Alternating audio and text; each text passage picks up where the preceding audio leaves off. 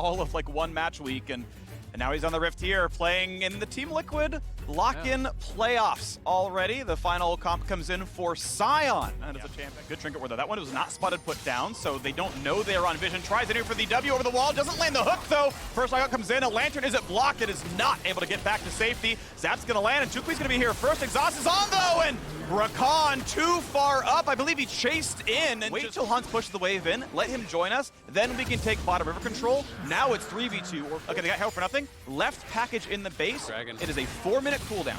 And Dragon's up in 3 minutes, so he saves it for that one. Now, KazaLoLLCShighlights trying to save himself, not able to hit the blast plant, and goes down to Chukwi. Did not attack a couple of plates. Is there a jump into a steal? Nice kick back, the lantern, a bit of damage, and the smite comes in. Well, but the end result is still, you know, that kind of 1,000 gold difference, so not too horrible. Yes, of course, it is the TL gold lead. Dragon split, and at all, you always survive the play. He's gonna try. Can he package in time? He does package in time. Unstoppable, the charm is not gonna guarantee you. Good reflexes by Bjergsen, but of course package is down. Does that matter? They're gonna die. Top tower taking some damage. Here comes the TP in from Bradley. When does Kumo show up? Because right now it's Afro running out of life. The next one's gonna be soon, you gotta believe. Jose Diodo dropped low, Shockwave buys some time. Ignite is on, the shield's gonna make him live. Bradley wants in for a bit more. Bjergsen is when he gets the kill though. It is 2. TL grabbing the Dragon into the kills though, and extending the gold lead quite a lot. You're 3,000 now. The recall stop on something. Really, like as soon as you see him running out with ult, yes, he does flash to try to instant charm.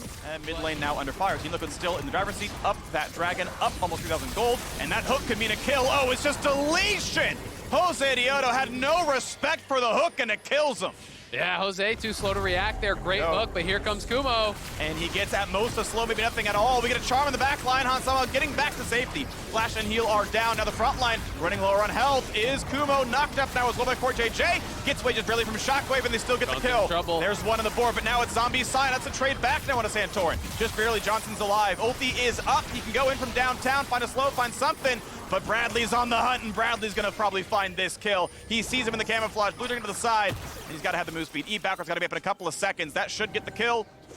There's the E, here's the ignite, and that is the kill. Don't look at explosions. Team Liquid win another fight. FlyQuest trying to go aggressive there, but they couldn't get those initial kills. They couldn't zero out Hansama, and when he turns around, does so much damage to Johnson, pushing him in now through this quirky poke, but they're gonna use the Sion to muscle their way in, and they really want to contest here. Bradley's on the side, threatening this flank though, and it's gonna be hard for Johnson to get in. Package on the 3, Charm not gonna get a whole lot done. Separation from the jungler now as well. Santorin pushes them away, and now Kumo left alone and going down. Nice execution. Bradley finds a second, will lose, actually no, find a second kill now as well. He keeps going forward, runs away from the zombie passive, and will indeed stay alive. Third. Johnson could never re-enter the fight, and that is kind of what I was talking about early.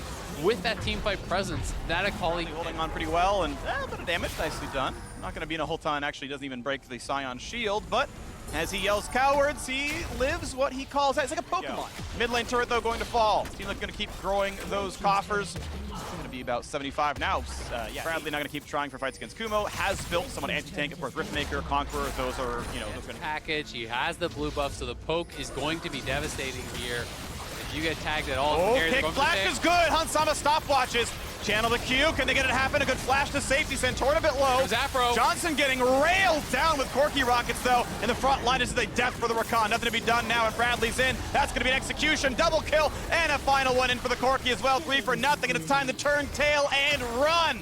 FlyQuest fly back to their base, and this is going to be the 1-0 start to the series. Dominant one here from TL. The debut of Hansama and KazaLoLLCShighlights, and it does not disappoint here. They looked incredible running over this FlyQuest team. And they're going to knock down the turrets. Going to try for the defense now, FlyQuest, but Kumo drops while fighting for the turrets.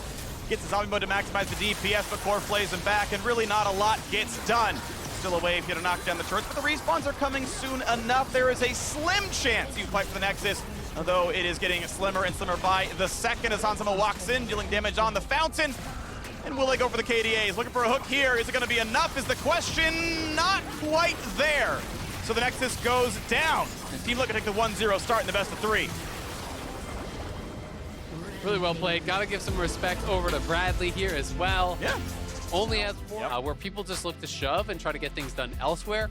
Whipple also had a really crazy game on Graves earlier in lock-in where he was going for heavy lethality. Try to wrap behind them. Yeah. They have seen Santorin with Whippo about the face check. It's going to be a slow. Will they find a stun from the bar? It'll Right be on now the you other throw side. it. It's a stun. It's a Jhin follow-up. No way out.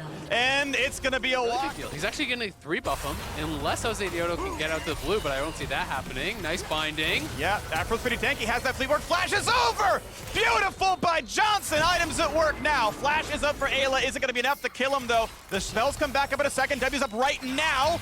Good sidestep on the route. Has to flash what might have just barely been a stun. Yeah, that 4-shot was about to come through as well. Whippo just proxying, though. They're getting a big advantage here. Back-to-back games. Santorin, knowing he has the edge on a matchup, knowing he has the edge in the 1v1, he invades topside. Playing around that strength shows TL, setting up this really, really well. And Jose Dioto trying to help Tukui just reset this. Santorin is coming straight towards mid lane, though, and this could get really bad. They do not win this 2v2. Flash chain. Takui doesn't have a good way out. The flash is... Oh, he doesn't reach! Oh. The W didn't reach, but it's going to be enough anyway. Still has a slow, has a knock, a big damage. Afro is in! Bjergsen claims his first kill. How about the rest of it, though? Because Johnson's now here as well on the magical journey. Second kill comes across, and suddenly there is no damage left. You have no mana. Goodbye to the Jhin. And it's a double kill in for Santorin.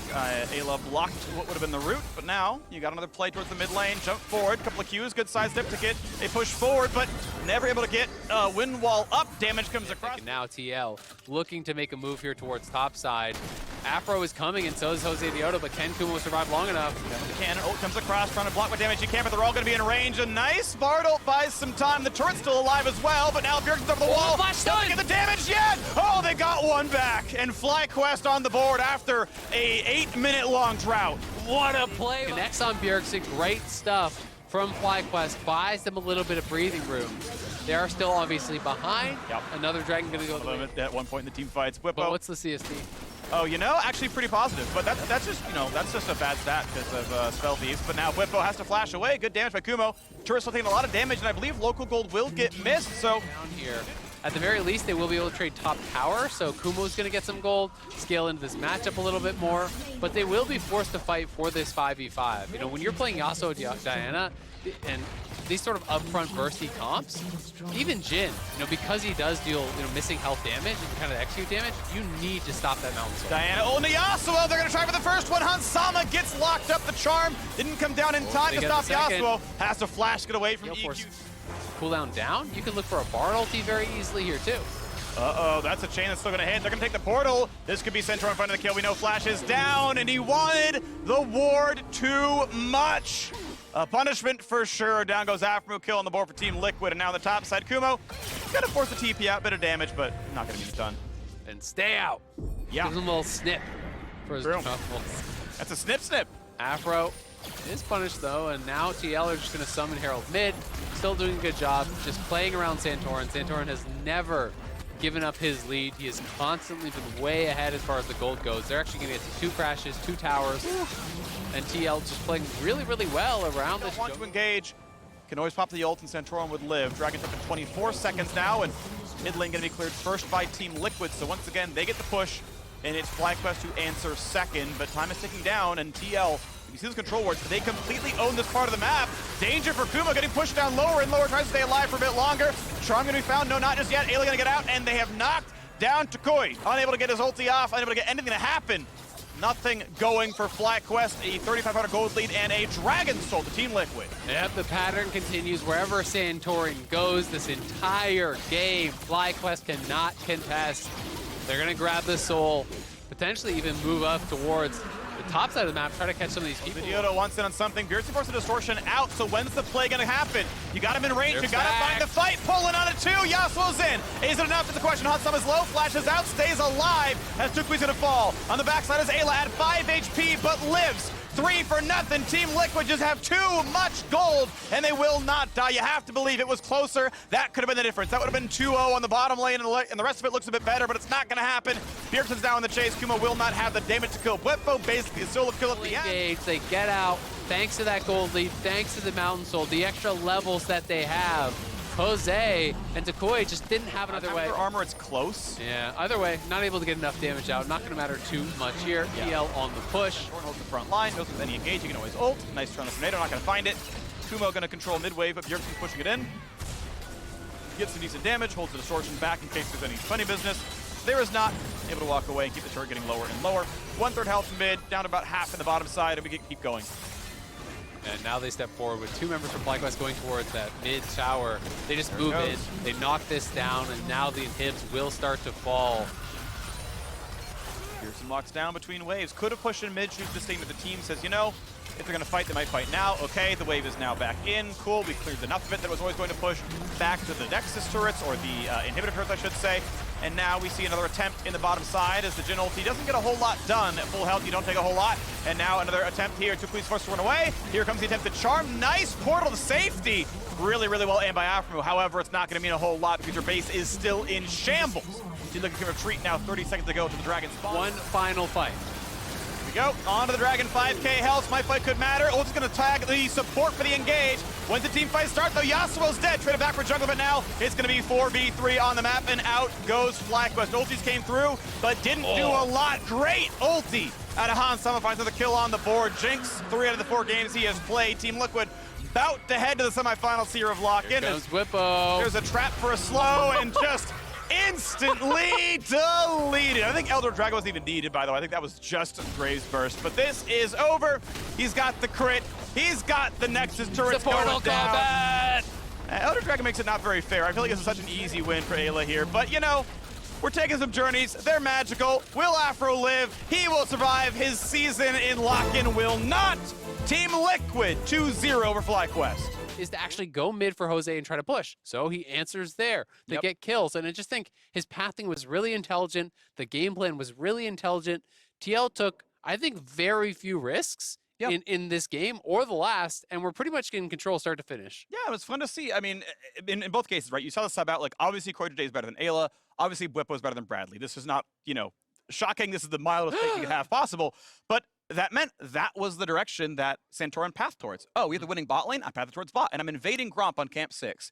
He's got a winning top 6, his Whippo's in, I'm invading top, and I'm invading Wolves on camp 4, right? He's like, I know where my strong set is, I know who's showing up first, I'm gonna make your life hard. Like, I think in the first game he's against Lee Sin, who's also a good early jungler. I was like, yeah, but I got the bot lane. But I have like, your Kalista, and you have Rakan Jinx. Right. So your Gromp is mine. Thank you very much. This is on my side. And then just like solo invades the other one because he wins the one-on-one and has pressure, right? Like the LeBlanc, I think, was pushing as well for Bjergsen. So, I mean, that's intelligent from Santorin, right? He's really good at playing around the leads and then taking the most that he's allowed to take. Well, it's safe every time, so, like, you know, credit to him. Absolutely. And I think a lot of these, you know, comes down to, you know, pre-game planning too, right? The going mid for Bjergsen is an adaptation, but you know Graves is going to get the push into Gwen. You know Kalista Thresh is going to get the push into Jinx and Rakan. And you can fight around that, have the pre-plan, and that speaks to intelligent coaching, it speaks to intelligent drafting. And I think TL just showed, you know, a couple different looks and looked great. Looked great. So we are joining the Tigris and Bjergsen himself in our Bars and Post interview. See you there. Thank you, Freak. Like many of the people that are watching, I have been looking forward to this moment to welcome Bjergsen back to the LCS as a player here for the Verizon post-game interview. Just tell me, what has it been like transitioning back to putting on a jersey day and day again? It's been a lot of fun and just really exciting getting to play games. I don't think I realized how much I missed playing until I actually kind of got back into it and we started scrimming and we started just playing together as a team. So yeah, it's been a lot of fun and I can't wait to start playing these higher stakes matches going into semis and finals. It's going to be fun. Well, I'm glad you've been enjoying playing again because you've been doing a lot of it, double duty over in Academy, coming here onto the stage for LCS. You just got your first best of series of the season done. How has it been dealing with the chaos of that heavy schedule alongside the roster rotations? That means playing with a lot of different players as well.